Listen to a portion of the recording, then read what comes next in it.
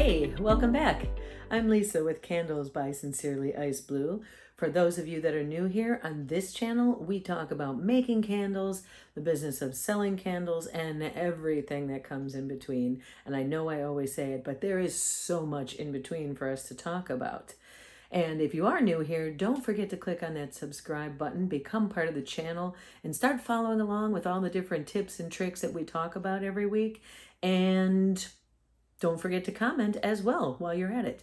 So anyway, it is starting to be fall out. I got up this morning to take the dogs out and it was only 70 degrees. And here in Texas, we have been dealing with the hundreds since March when I moved here. So it's kind of weird being cool, but what else happens when the weather is cool? Besides all the normal things, we got all the holidays coming, everybody's gearing up for their fairs and their shows and pumpkin everything, which I'm not a fan of, but I know everybody else is. So I know, don't boo me. So what else is it? Well, it's chilly, and yes, it's time for flannels.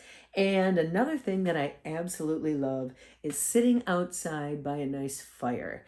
And, you know, that comes along with melting s'mores, and curling up under a blanket, and just having a great evening. So in my series that I've been chatting about, I've been talking about ways to save money or reuse what you have for testing, especially when testing doesn't go the way you want. Last couple of videos, we started out with being able to re-wick. So after you've burned your candle once, twice, maybe 3 times and realize it's tunneling or the wick isn't just right, and rather than starting over, how do you reuse what you already have?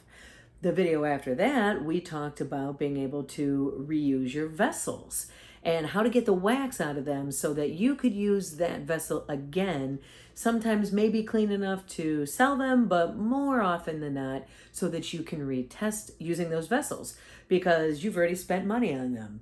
So the final thing I want to talk to you about is something I recently learned how to do, and I thought it was the coolest thing ever. And I am a huge proponent of using what you can, reusing, recycling. I shop at thrift stores. I enjoy upcycling, recycling, and just reusing and repurposing whenever possible. Love garage sales. So I've been doing this little series on doing that. So today what we're going to talk about is how to take that wax that you have taken out of your candle, instead of just throwing it away, what you can do with it. And I know you're waiting, you're anxiously waiting to hear me say what I'm going to do with it. So let's take a look. Okay, we're going to get started making our wax fire starters. Now the whole process will take you about 25 minutes. It's very easy, so beginner level. If you've never even made candles before, you can use your leftover wax at home to do this. And we're going to just make 12 fire starters. So the first thing we want to do is gather all of our supplies. So what you're going to need is a cupcake or muffin tin, and you're going to want one that holds about 12, or you can do 2 of the 6s so that you have a total of 12. You're going to need the cupcake papers to line your cupcake tins. You can get some cinnamon sticks, so just plain old cinnamon sticks. I've had those since last season. Some rosemary leaves. You can add whole cloves. You're gonna need a pair of scissors, just simple, normal, at-home cutting scissors. So this is all about reusing. So when you have your paper towels for cleanup, might have some wax on them or fragrance oils, cut them up into small pieces. We're gonna use those today as well. If you have any additional dried herbs or spices, if you have any small pine cones, in my neighborhood I have these little dried up, I'm not sure what they are. I know in Ohio they were like outsides of Buckeyes. So I'm not sure what those are, but if you have small pine cones, wood shavings, twigs, if you have any dried flowers. So I had bought some of these for use in candles, and when I did, they just didn't look right. So I'm going to use those. You can use wicks. So if you have any wood wicks, I had bought these generic wood wicks from Amazon. They did not work well in candles at all. And then I have some bags of cotton wicks that also didn't work out well, so I'm going to use those.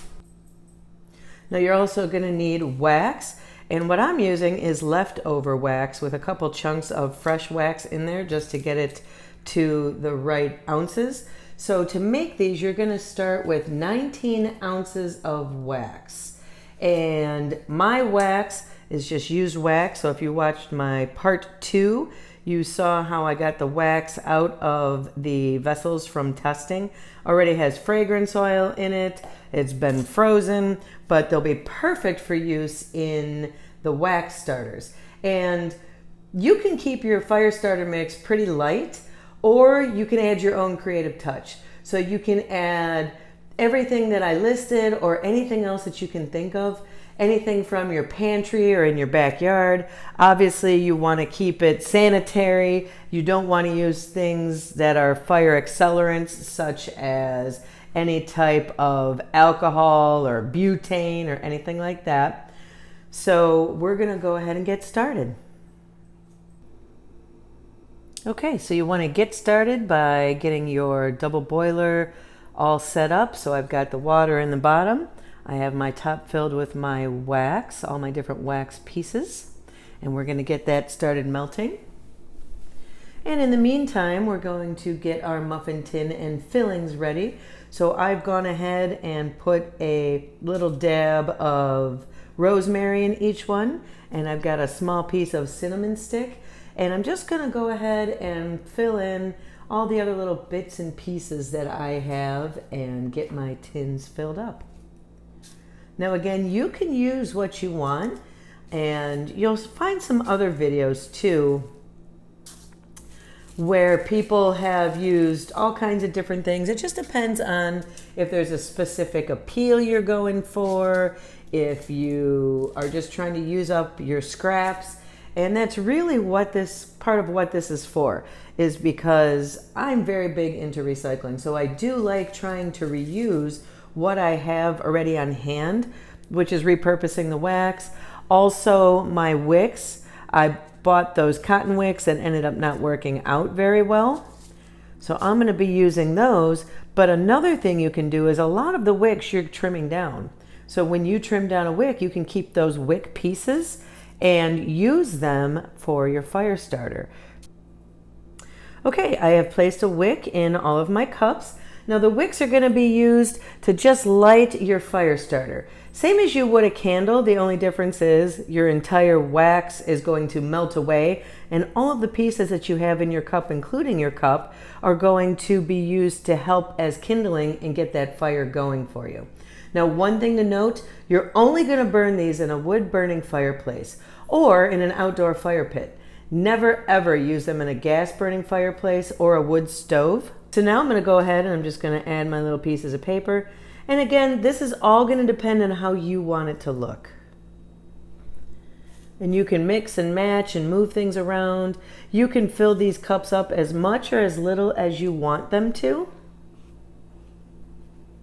And another thing that you could actually do is you could fill your cups up halfway, and then after they're halfway filled, just like you would with a candle, if you were adding some other decorations and such to it, you might want to come back and add those dried flowers. I could break off pieces of my wood and use that as my wick. I could stand up 2 of them. So you can make this your own and customize them to look as beautiful as you want them to. Another thing to note is on your wicks, make sure you do cut off those wick tabs. You don't want that metal in there.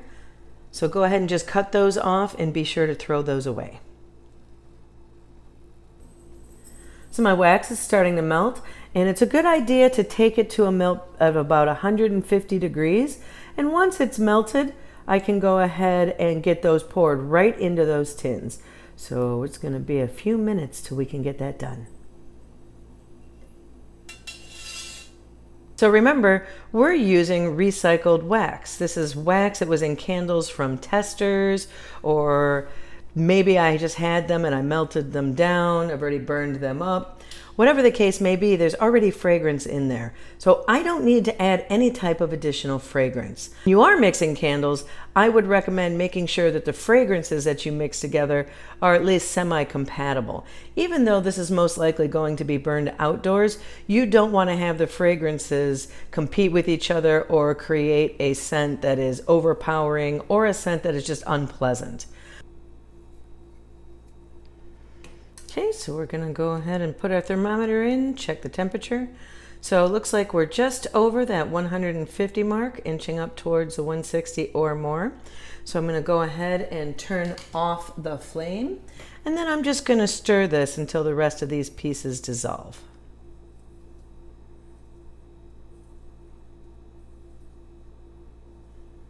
Now, unlike a candle, we don't have to worry about creating air bubbles or anything like that.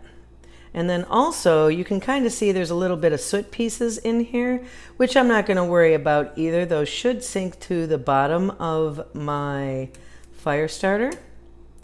But there's also going to be all kinds of other little bits and pieces in my herbs and my spices that I've added to those that should float to the top once I pour this in. So I'm going to go ahead and let this finish melting, and then I'm going to transfer it over to my pouring pitcher. Okay, so I've got my wax added to my little pouring pitcher, and I'm going to go ahead and just slowly pour this in. And you don't want to take it all the way to the top. We'll leave a little bit of room.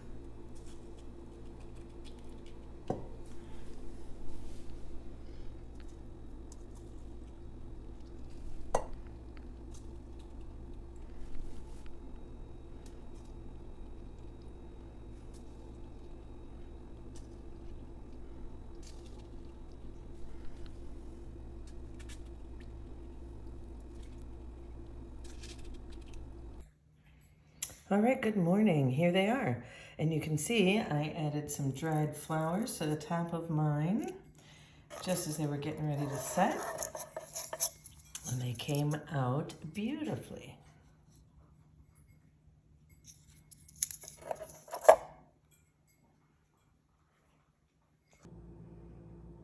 All right, and there we are, all completed. We've got 3 in a jar, or they can be sold individually in little singles, or you could use those as samples. So everything is organic, and even the little bows can be used as fire starter, and then the jars are reusable. And even the cute little bags are reusable.